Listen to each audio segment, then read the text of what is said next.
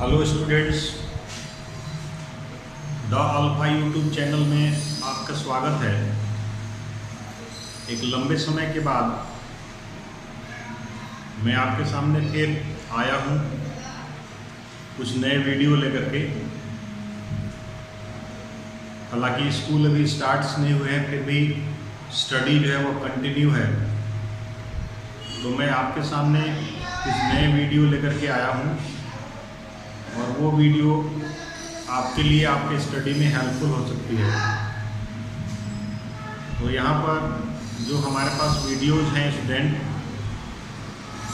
वो आज मैं life process chapter 6 10th class science के बारे में बताने जा रहा हूँ। लाइफ प्रोसेस में जो सबसे फर्स्ट टॉपिक है वो, वैसे तो उसमें और भी टॉपिक हैं, जैसे लाइफ प्रोसेस क्या होती है, लिविंग और नॉन लिविंग ऑर्गेनिज्म है, उनमें क्या डिफरेंस है, कोई भी ऑर्गेनिज्म के अंदर लाइफ है कि नहीं आपको कैसे पता चलेगा।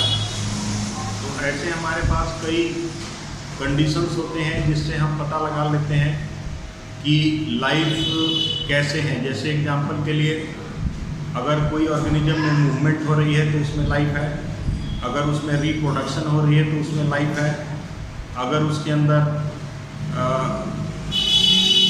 मॉलिक्यूलर मूवमेंट हो रही है तो उसके अंदर लाइफ है, या उसके अंदर ग्रोथ हो रही है तो लाइफ है। जैसे एग्जांपल के लिए एक छोटा सा पौधा लेते हैं हम, और वो छोटा सा पौधा काफ़ी बड़ा हो जाता है टाइम के साथ, तो इससे पता चलता है कि इसके अंदर लाइफ है। लेकिन अगर आप वहीं पर छोटा सा स्टोन लेकर के रख दोगे तो वो स्टोन जो है वो बड़ा नहीं होगा, मतलब उसके अंदर लाइफ नहीं है। तो लाइफ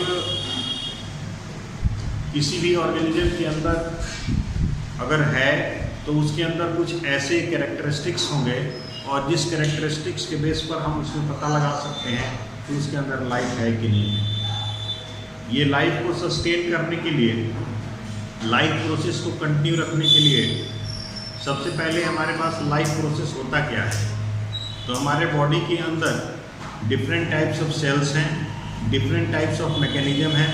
ये सभी मैकेनिज्म को प्रॉपरली वर्क करने के लिए अलग अलग प्रोसेसेस हैं, डिफरेंट प्रोसेसेस हैं, और उन सभी प्रोसेसेस को कलेक्टिवली लाइफ प्रोसेस कहते हैं। तो कलेक्टिवली लाइफ प्रोसेस कहते हैं। तो ये प्रोसेसेस क्या हैं, जैसे इसमें कुछ न्यूट्रिशन है, मतलब कि आपको अपने लाइफ को सर्वाइव करने के लिए कुछ मटेरियल चाहिए और कुछ एनर्जी चाहिए। तो ये एनर्जी मटेरियल से ही ऑब्टेन हो सकती है। तो ये मटेरियल ऑब्टेन करने की जो प्रोसेस है लिविंग ऑर्गेनिज्म द्वारा, ये न्यूट्रिशन होता है। इसके बाद दूसरा जो प्रोसेस है, अगर कोई लिविंग ऑर्गेनिज्म मटेरियल ऑब्टेन कर लेता है तो उसके बाद उसको ऑक्सीजन की रिक्वायरमेंट होती है। तो ऑक्सीजन जो होता है उस ऑब्टेन करने की जो प्रोसेस है उसको रेस्पिरेशन कहते हैं। इसके बाद ऑक्सीजन और फूड मटेरियल को बॉडी में एक जगह से दूसरी जगह ट्रांसपोर्ट करना होता है, वेस्ट मटेरियल को भी ट्रांसपोर्ट करना होता है। तो इस वेस्ट मटेरियल को ट्रांसपोर्ट करने की जो प्रोसेस है उसको ट्रांसपोर्टेशन कहते हैं। और फिर एक लास्ट में, ये जितने भी बायोलॉजिकल प्रोसेस होते हैं जिसमें डिफरेंट टाइप्स ऑफ केमिकल्स बनते हैं, इन सभी केमिकल्स की फॉर्मेशन जो होती है, उन सभी फॉर्मेशंस में कुछ ऐसे मटेरियल्स भी जनरेट होते हैं जो हमारे बॉडी के लिए नेसेसरी नहीं होते। इस मटेरियल को वेस्ट मटेरियल कहा जाता है। तो इस वेस्ट मटेरियल को जनरेट कर बॉडी से बाहर निकालना बिल्कुल ज़रूरी है। अगर ये बॉडी से बाहर नहीं निकाला जाएगा तो हमारे बॉडी के अंदर पॉइजनस नेचर के सब्सटेंसेस क्रिएट करते हैं, और जब पॉइजनस सब्सटेंसेस जब क्रिएट कर देते हैं तो ये हमारे बॉडी के लिए, सेल्स के लिए हार्मफुल होता है। तो लिविंग ऑर्गेनिज्म ऐसे कंडीशन में सर्वाइव नहीं कर पाएगा। इस प्रोसेस को हम एक्सक्रेशन कहते हैं, मतलब रिमूव करने की, जो वेस्ट मटेरियल है, जो हार्मफुल मटेरियल है, उसको बॉडी से रिमूव करने की जो प्रोसेस है उसको हम एक्सक्रेशन कहते हैं। इसके बाद हमारा जो नेक्स्ट प्रोसेस है, तो सबके बारे में डिटेल में स्टडी करना है। तो मैं आपको पहले डिटेल में स्टडी करवाता हूँ, और वो हमारा स्टडी है न्यूट्रिशन। न्यूट्रिशन क्या होता है मैं आपको बता रहा हूँ। न्यूट्रिशन क्या होता है, nutrition.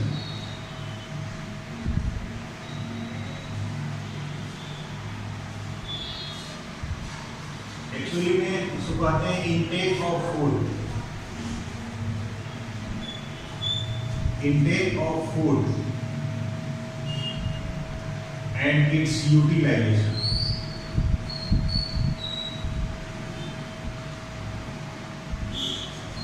Intake of food and its utilization, this is called nutrition.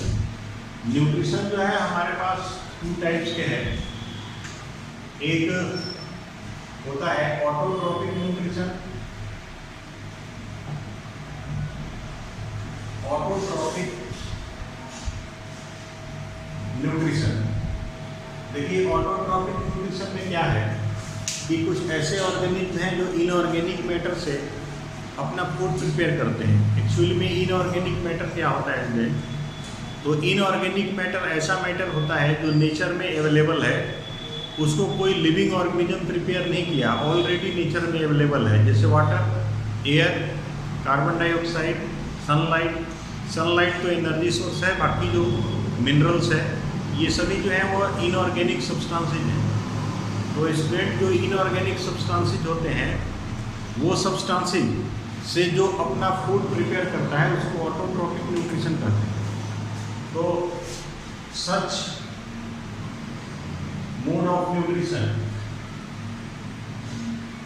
such mode of nutrition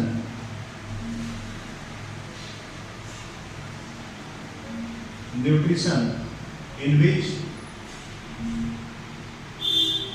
a living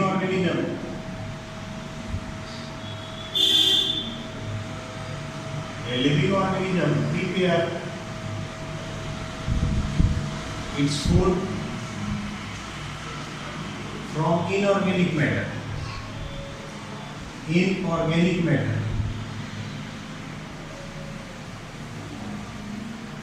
like carbon dioxide, water, mineral, etc. ऐसे मोड ऑफ न्यूट्रिशन को ऑटोट्रोपिक कहते हैं। जो ग्रीन प्लांट होते हैं बच्चों, green plant follow this mode of nutrition, this mode of nutrition because इसके अंदर they have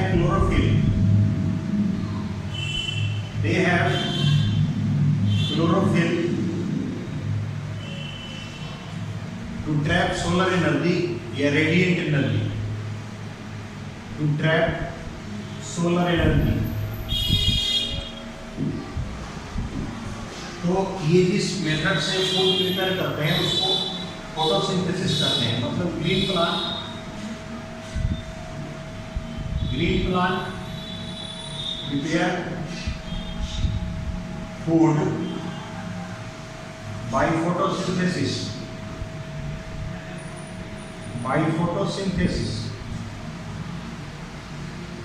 अब ये जो फोटोसिंथेसिस की प्रोसेस का अगर आप केमिकल रिएक्शन लिखोगे, ये CO2, इसके बाद H2O, ये दोनों मिलकर के ये बन जाता है C6H12O6 प्लस O2 और प्लस H2O।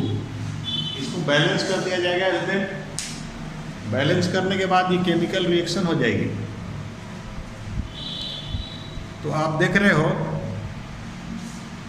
कि इसके अंदर जो ये प्रोडक्ट बन रहा है वो अनबैलेंस केमिकल इक्वेशन है, इसको बैलेंस करने की रिक्वायरमेंट होती है। अब जो नेक्स्ट हमारा प्रोसेस है उसके अंदर आप देखोगे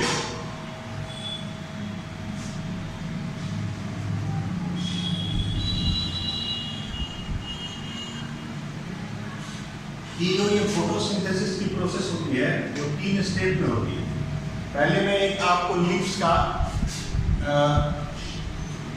वर्टिकल सेक्शन दिखाता हूं। जो कोई लीफ है उसके ऊपर वाला जो पार्ट होता है, ऊपर का पार्ट, इस वाले पार्ट को अपर एपिडर्मिस कहते हैं, अपर एपिडर्मिस। और ये जो ऊपर लेयर होती है, इसके ऊपर एक लेयर होती है जिसको क्यूटिकल कहते हैं। इसके नीचे इस तरह के स्ट्रक्चर होते हैं और इस स्ट्रक्चर के बीच में डॉट डॉट स्ट्रक्चर आपको दिखेंगे। कुछ इस तरह के स्ट्रक्चर भी दिख सकते हैं आपको। ये सभी एक विशेष तरह के प्लांट टिश्यू हैं। इनका नाम भी है, इनको पैलिसेड कहा जाता है। पैलिसेड ये सेल्स हैं और इस सेल्स के अंदर जो डॉट डॉट स्ट्रक्चर मैं दिखा रहा हूँ, ये सभी स्ट्रक्चर जो होते हैं वो, ये जो स्ट्रक्चर आपको दिखा रहा हूं मैं, ये स्ट्रक्चर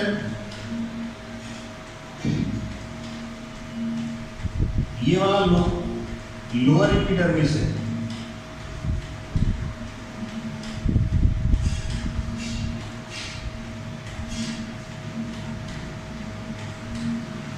और ये जो आप देख रहे हैं ये स्टोमेटा है। ये भी मतलब कि जो स्टोमेटा होता है वो इसके लोअर पार्ट में प्रेजेंट होता है। स्टोमेटा इसके लोअर पार्ट में प्रेजेंट होता है और इसकी वजह से इसके अंदर फोटोसिंथेसिस की प्रोसेस या कार्बन डाइऑक्साइड डिफ्यूजन प्रोसेस द्वारा इसके अंदर एंटर करता है। और एंटर करने के बाद यहाँ पर जो आप देख रहे हैं पैलिसेड, इसके अंदर क्लोरोप्लास्ट प्रेजेंट है और इस क्लोरोप्लास्ट के अंदर फोटोसिंथेसिस के लिए एंटर कर जाता है मटेरियल। तो ये सारी चीजें, एक हमने वर्टिकल सेक्शन दिखाया लीव्स का, लीव्स को वर्टिकली अगर काट दे तो यहाँ पर फोटोसिंथेसिस की प्रोसेस जो है वो 2 स्टेप में होती है।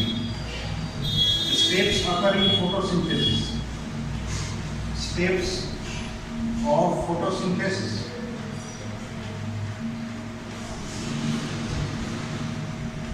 फोटोसिंथेसिस की प्रोसेस 2 स्टेप में होती है। पहला है light reaction.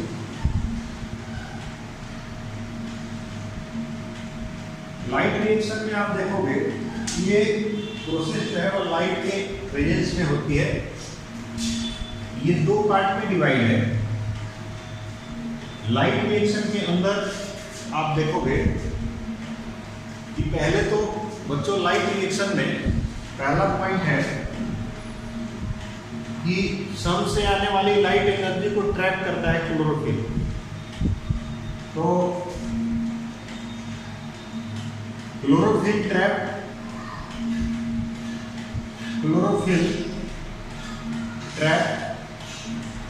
Radiant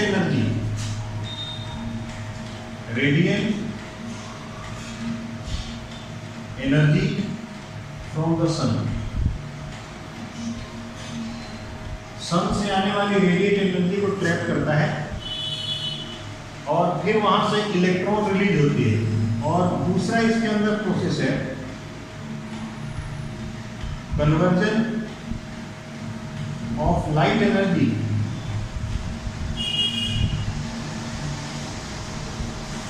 into chemical energy.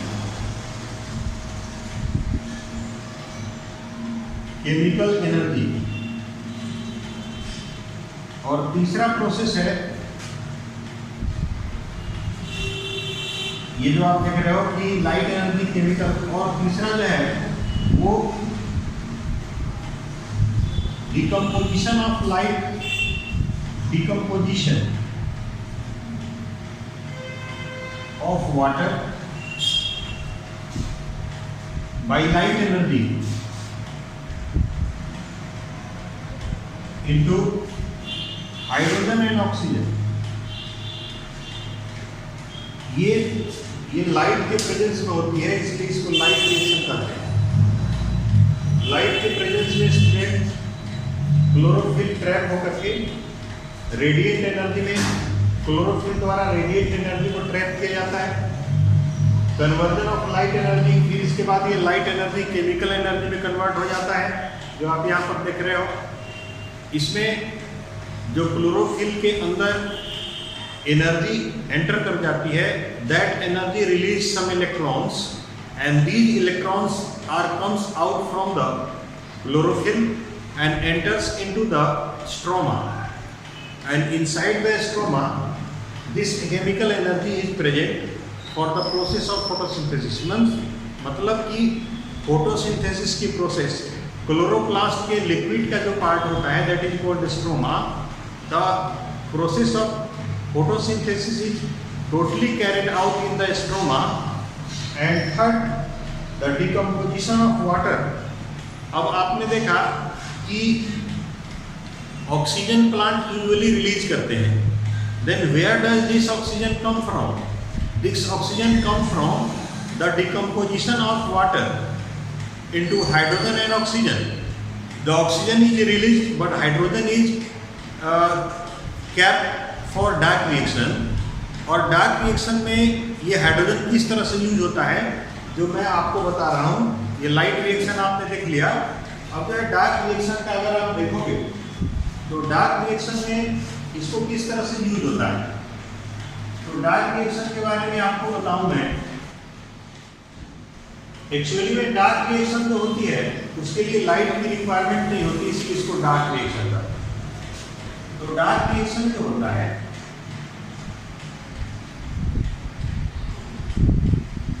It not required light.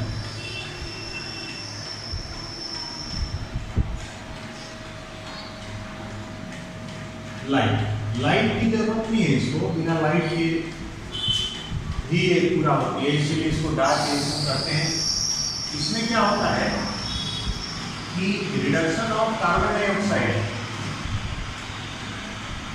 Reduction of carbon dioxide into carbohydrate,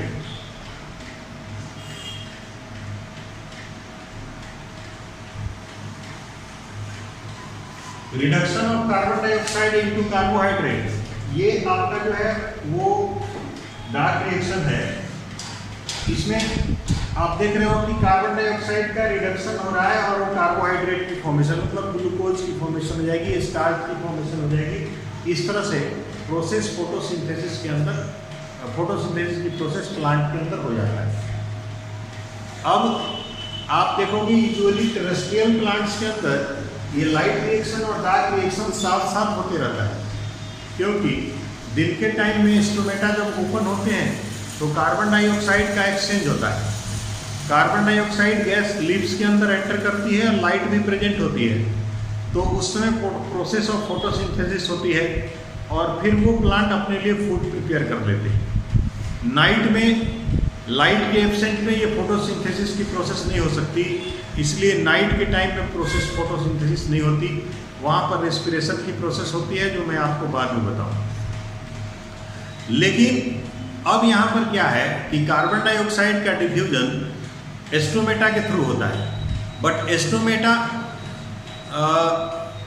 क्या सभी प्लांट के दिन के टाइम में ओपन रहेंगे? तो आपका आंसर होगा कि नहीं, दिन के टाइम में सभी प्लांट्स के स्टोमेटा ओपन नहीं रहते। खास करके जो डेजर्ट प्लांट होते हैं उनके स्टोमेटा दिन के टाइम में ओपन नहीं होते। तो जब उनके स्टोमेटा दिन के टाइम में ओपन नहीं होते तो वो कैसे वो काम करता है?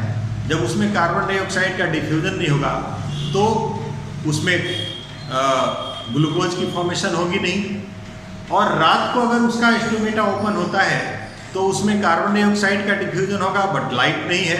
तो ऐसे में प्लांट जो है वो क्या करते हैं, कैसे फूड प्रिपेयर करते हैं? तो इसमें नाइट टाइम में जो डेजर्ट प्लांट होते हैं वो कार्बन डाइऑक्साइड को एब्जॉर्ब करके और एक इंटरमीडिएट प्रोडक्ट बनाते हैं जो कार्बन डाइऑक्साइड और ग्लूकोज के या कार्बोहाइड्रेट के बीच का प्रोडक्ट होता है। और दिन के टाइम में जब सनलाइट प्रेजेंट होती है तो उस इंटरमीडिएट प्रोडक्ट का एनर्जी से यूज करके और उसे कार्बोहाइड्रेट में कन्वर्ट कर देते हैं। तो डेजर्ट प्लांट में डार्क रिएक्शन और light reaction side by side नहीं होती, दोनों जो है वह दो टाइम में होती है। जो इसमें चूंकि स्ट्रोमेटा चूंकि क्लोज होते हैं दिन के टाइम में, इसीलिए इमीडिएट लाइट रिएक्शन और डार्क रिएक्शन डेजर्ट प्लांट में नहीं होते। ये ऐसी जगह पर लाइट रिएक्शन और डार्क रिएक्शन साथ साथ होते हैं जहाँ पर ये जो प्रोसेस है फोटोसिंथेसिस का टेरेस्ट्रियल के लिए, जहाँ पर बहुत ज़्यादा धूप नहीं होती, वहाँ के लिए ये प्रोसेस है जो साइड बाई साइड चलती है। अब हमारे पास एक इम्पॉर्टेंट टॉपिक आता है कि हमने बार बार कहा कि प्रोसेस ऑफ फोटोसिंथेसिस केवल उसी प्लांट के द्वारा कैरी किया जाता है जिसके पास क्लोरोफिल प्रेजेंट हो। तो हम क्या, हमारे पास कोई ऐसा एक्टिविटी है, कोई ऐसा एक्सपेरिमेंट है जिसके बेसिस पर हम ये डिसाइड कर सकें कि क्लोरोफिल का प्रेजेंस होना ज़रूरी है? तो ऑफकोर्स है। उसके लिए हमें एक क्रेटॉन्स लीव्स या मनी प्लांट लेना होता है। जो क्रेटॉन्स लीव्स होते हैं उसकी लीव्स पूरी की पूरी ग्रीन नहीं होती, उसके ऊपर रेड या येलोइश स्पॉट्स होते हैं। ऐसे ही मनी प्लांट के ऊपर येलो कलर के स्पॉट होते हैं। तो ऐसा हम लीव्स उसके अंदर से लेंगे। ऐसे प्लांट को पहले सेलेक्ट करें। मेनी टाइम्स इसको वेरीगेटेड प्लांट कहा जाता है। तो बच्चों एक ऐसा प्लांट सेलेक्ट करेंगे जो वेरीगेटेड हो, मतलब उसकी लीव्स जो है वो पूरी की पूरी ग्रीन कलर का नहीं होना चाहिए, उसके ऊपर येलो रेड इस तरह के स्पॉट होने चाहिए। अब उस प्लांट को लेंगे और लगभग 48 आवर्स के लिए डार्क में रख देंगे। डीएसआर करना कहते हैं, मतलब कि जो ये लाइफ प्रोसेस है जिसमें ये प्लांट जो है उसको अंधेरे में रखा जाता है, उसको डीस्टार्च करना कहते हैं। एक्चुअली में जब हम लाइट डार्क में रखेंगे प्लांट को, तो उसके अंदर जो लिप्स है उसके अंदर प्रेजेंट स्टार्च यूटिलाइज होता चला जाएगा, क्योंकि उस समय प्लांट फोटोसिंथेसिस नहीं कर रहा होगा डार्क में। तो ऐसे कंडीशन में लिप्स की सारी जो स्टार्च है 48 आवर्स में लगभग वो यूटिलाइज हो जाएगी और डीस्टार्च हो जाएगा लिप्स। अब उस प्लांट को लेंगे और लगभग 1 घंटे के लिए या 2 घंटे के लिए लाइट में रख देंगे। लाइट में रखने के बाद अब उसमें से एक पत्ती डिटैच कर लेंगे। डिटैच करने के बाद उसके ऊपर हम ट्रेसिंग पेपर रख करके और उस पार्ट को ट्रेस कर लेंगे, लीफ का फिगर बना करके, और वैस पार्ट को ट्रेस कर लेंगे जो जिसमें ग्रीन पार्ट्स होते हैं। जैसे मान लीजिए लिप्स है हमारे पास, ये आप लिप्स देख रहे हो, ये लिप्स है। इसमें ये जो हमने पार्ट मार्क कर रखा है, ये पार्ट, ये स्पॉट जो है वो ग्रीन है और बाकी येलो कलर का है। तो हम ट्रेसिंग पेपर से ऐसे लिप्स बना लेंगे और इस लिप्स में ये वाले मार्क कर लेंगे कि हमारा ग्रीन पार्ट है। और मार्क करने के बाद फर्दर हम क्या करेंगे कि इस पार्ट को अब हम, ये जो प्लांट है, इस प्लांट के इस पार्ट को पहले एल्कोहल में बॉयल करेंगे। एल्कोहल को बॉयल करते समय एक प्रिकॉशन होता है कि इसको वाटर बाथ पर रख करके हीट किया जाता है। जब आप उसको बॉयल करोगे तो इसके अंदर से ग्रीन कलर का पिगमेंट बाहर निकल जाएगा, क्लोरोफिल, क्योंकि वो एल्कोहल में सोलूबल है और बाहर निकल जाएगा। तो लिप्स के अंदर अब क्लोरोफिल प्रेजेंट नहीं है। अब क्या करना है कि उसको अच्छी तरह से वॉश कर लेना है। वॉश करने के बाद उसको थोड़ा सा ड्राई कर लेना है, ब्लॉटिंग पेपर से उसको सुखा लेना है। सुखाने के बाद आप जो है उसको आयोडीन सॉल्यूशन में डुबा करके और रख दीजिए। 5 मिनट्स के बाद आप देखोगे कि उसके कुछ स्पॉट्स ब्लूइश ब्लैक हो गए हैं। एक्चुअली ब्लूइश ब्लैक होना आयोडीन सॉल्यूशन के साथ स्टार्च टेस्ट है, तो स्टार्च की प्रेजेंस की वजह से वो ब्लूइश ब्लैक हुआ है। अब इस ट्वेली में आप देखोगे कि जो आपके पास ट्रेसिंग पेपर था, उस पेपर से उस लीव्स को मैच करोगे तो ये वाला जो पार्ट आप देख रहे हो, जो शेडिंग पार्ट है,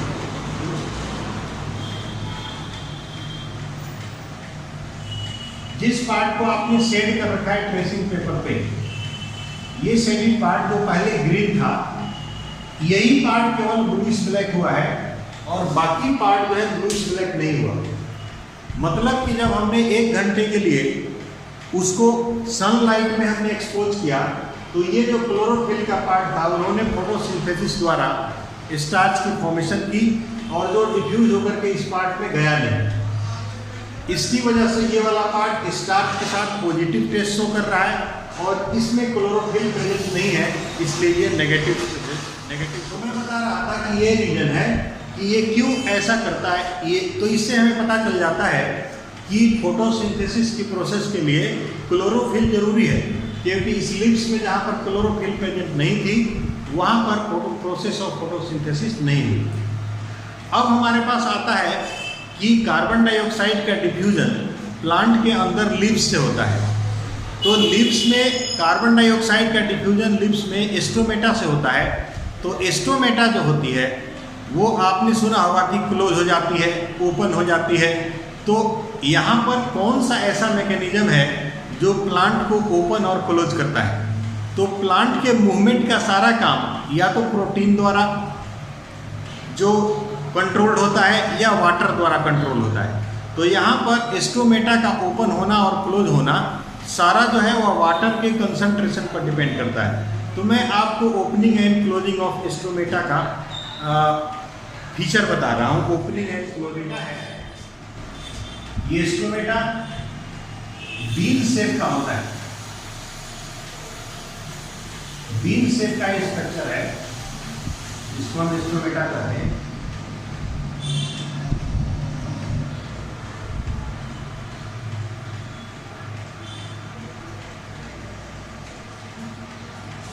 ये ओपन एस्टोमेटा है, इसके चारों तरफ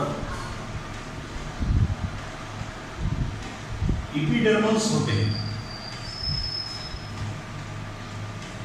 इपिडर्मल्स होते हैं, ये ओपनिंग है। यहाँ पर न्यूक्लियस होगा, ये न्यूक्लियस है और बाकी इसके अंदर क्लोरोप्लास्ट प्रेजेंट रहता है।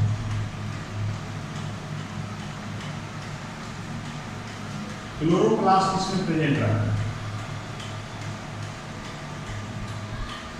जो फोटोसिंथेसिस करता है।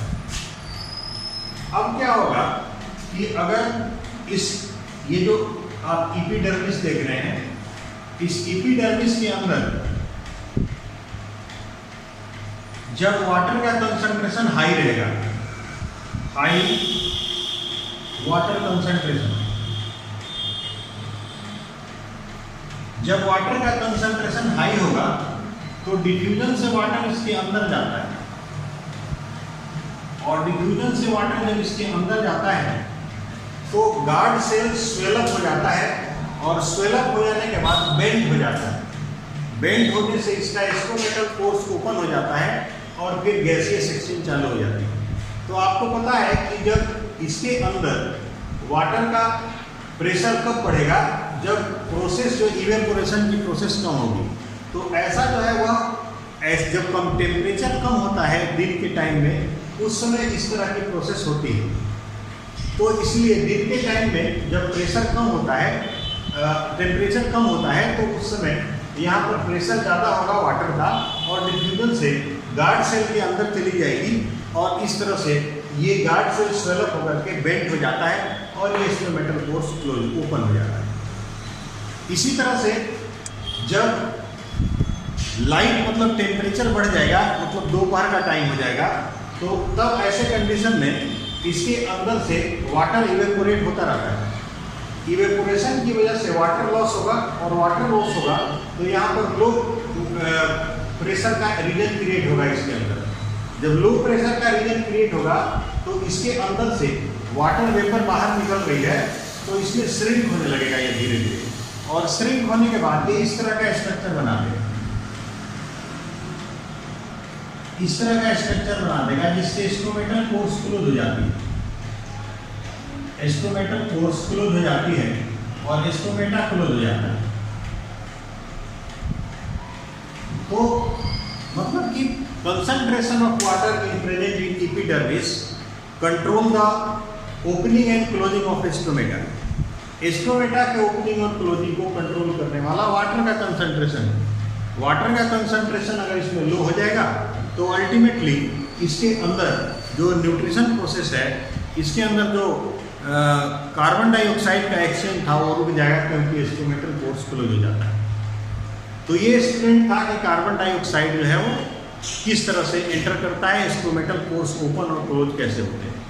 अब हमारे पास आता है टॉपिक कि प्लांट्स के लिए कि क्या केवल कार्बन डाइऑक्साइड और वाटर ही जरूरी है, क्या कुछ और है। तो हमने ऊपर बताया था कि प्लांट जो होते हैं वह इनऑर्गेनिक मैटर से अपना फूड प्रिपेयर करते हैं, जिसमें कार्बन डाइऑक्साइड तो उनको मिलता है एयर से, लेकिन वाटर और दूसरे मिनरल्स हैं वो इसको मिलते हैं सॉइल से।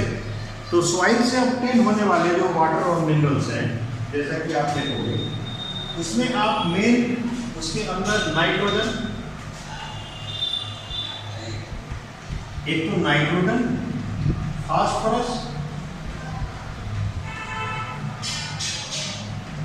फास्फोरस ये मेन है, एटसेट्रा। ये सब कुछ और ऐसे न्यूट्रिएंट हैं जो प्लांट को लार्ज अमाउंट में चाहिए, जिसको आपने 9th क्लास में मैक्रो न्यूट्रिएंट पढ़ा था। तो ये न्यूट्रिएंट प्लांट सॉइल से ऑब्टेन करते हैं। नाइट्रोजन के अमाउंट एटमॉस्फेयर में सफिशिएंट है, लेकिन प्लांट कभी भी नाइट्रोजन एटमॉस्फेयर से ऑब्टेन नहीं करता। वो प्लांट ऑब्टेन करता है नाइट्रोजन कहाँ से? सॉइल से। 9th क्लास में हमने नाइट्रोजन साइकिल में पढ़ा था कि प्लांट नाइट्रोजन ऑब्टेन करता है सॉइल से, और वो भी किस फॉर्म में? नाइट्रेट्स और नाइट्राइट के फॉर्म में, जो प्रोटीन के फॉर्मेशन में हेल्प करती है। तो यहाँ पर plant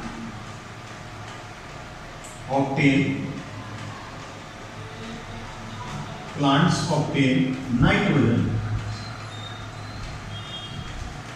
in the form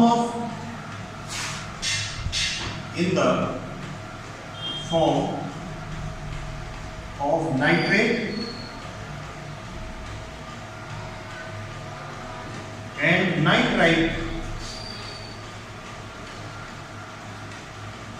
Nitrate and nitrite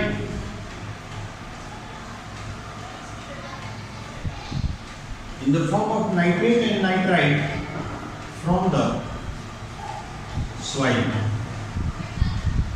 which is necessary component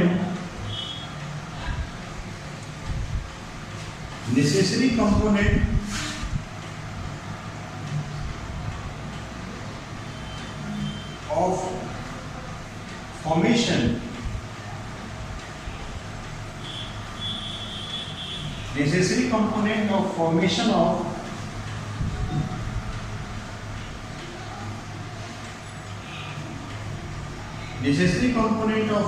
of protein। देखो, प्रोटीन के फॉर्मेशन के लिए ये बिल्कुल नेसेसरी कंपोनेंट है। इसीलिए यहाँ पर ये जो प्रोसेस है फोटोसिंथेसिस का, प्लांट्स के लिए जो ऑब्टेन करने का जो ये प्रोसेस है, उसमें फोटोसिंथेसिस के अलावा और दूसरे जो न्यूट्रिएंट्स हैं वो प्लांट्स ऑब्टेन करता है। कहाँ से? वो प्लांट्स ऑब्टेन करता है सॉइल से। तो ये प्लांट्स के अंदर बच्चों न्यूट्रिशन कंप्लीट हो जाता है। अब एनिमल के अंदर जो न्यूट्रिशन है, जिसको हेटेरोट्रॉपिक न्यूट्रिशन कहते हैं, ये आपको नेक्स्ट वीडियो में मैं बताऊँ। इसके लिए तो अगर आपको ये वीडियो अच्छा लगे तो आप शेयर करो, इसको लाइक करो, क्योंकि अगर आप लाइक करोगे तभी चैनल की ग्रोथ होगी और मैं और अच्छे वीडियो दे पाऊँगा। आने वाले टाइम में आपको 11th-12th के मैथमेटिक्स के भी वीडियो इस पर अपलोड किए जाएंगे, जो आपके लिए काफ़ी बेनिफिशियल होगा स्टूडेंट्स। तो दैट्स ऑल। अगर आपको अच्छा लगा है तो इसको सब्सक्राइब करना भूलें, क्योंकि सब्सक्राइब आप करोगे तभी चैनल की ग्रोथ होगी, और तभी हम चैनल की जब ग्रोथ होगी तो आपका और हमारा सबका भला होगा। That's all student, thank you for watching.